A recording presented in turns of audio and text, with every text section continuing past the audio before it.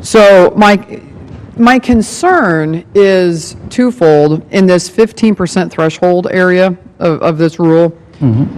Because I heard you say, yeah, you're going to address it. Yeah, you're on it. We talked about it prior to this meeting as well. But the minute I hear the word reality, that we're going to do this in reality, not out here someplace else with a lot of unintended consequences, I cringe when I hear the word reality in Washington. And so I want to make sure, so I'm already sending in a letter basically asking for what the chairman did, an extension period by which people can report back in.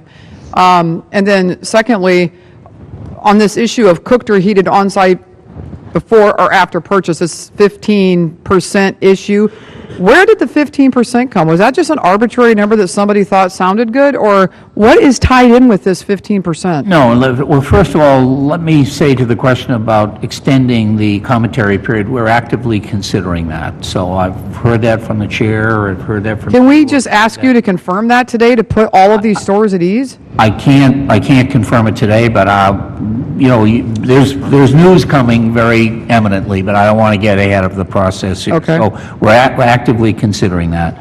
Now, on the 15% side, it's an unfortunate way in which that rule or proposed rule was constructed, because the intent was really to get at not so much stores like a Casey's out in the In my district. central part of the country. Right. Where they may sell a lot of pizzas, or they may sell a lot of donuts or other things that would not in any way make them ineligible as a SNAP recipient. The effort here was to try to get at stores that are using it as an occasion to really, for example, sell products that... Are we talking about that Minnesota pizza place where you could pay like some extra money and they heat it up and you walk out the door and have heated food? Is that the point? Okay. No, that's a problem with Right. it. Yeah. And the problem I have with that is a little microcosm issue in a gigantic country like this with literally thousands and thousands of these retailers being held to account by somebody in a state that they have nothing to do with. My second question about this is, though, this issue of under the same roof or in the same area. If I have a convenience store, first of all, two things can happen to them. They could go right now and start making all these accommodations for all of these hoops that you wanted to jump through, and they could still get disqualified and not be able to retain SNAP for some other little innocuous provision in here that maybe they didn't see. But if they are in a strip mall, and a lot of convenience stores and gas stations in the Midwest are certainly accompanied now by strip malls and places around them, and they happen to be connected to a Subway restaurant, and they're going to get penalized under this provision. Where did that come from? Well, they're not going to get, I'm not quite sure where your question is coming from on strip malls. No, there is. No, let me read it. So your agency proposes to consider two separate entities selling food which operate under the same roof to be a single entity for purposes of eligibility determinations. If a retailer fulfills all of their eligibilities, such as depth of stock, why it's relevant that the retailer operates under the same roof as the other entity, which is ineligible for SNAP, with regard to the compliant retailer's eligibility to participate in SNAP, how does such provision promote SNAP's objectives?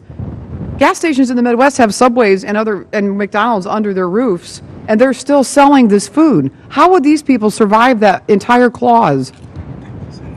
It's the same ownership, I'm advised, is the issue at times that Why again, does the USDA care who owns these places? This is America.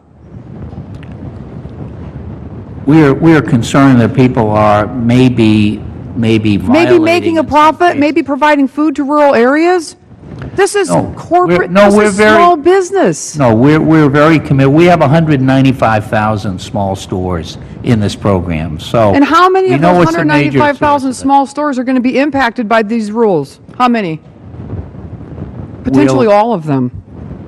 No, not all of them, but there's a significant number of... What would the percentage be? Because then we have to take that percentage and translate it into the jobs of the people that are working there in these rural areas where there are virtually no jobs. About 13% of the SNAP benefits in the U.S. are redeemed. So is that portion, stores. are you looking at either rolling that back or letting us know what reality means as to the why USDA when I is use the looking at term ownership? reality, what I said was we're listening very carefully to the comment period. We're inviting comments. We want to hear from people. I underlined in my written testimony and oral testimony it was proposed because we recognize that there's going to need to be accommodation in the proposed final rule.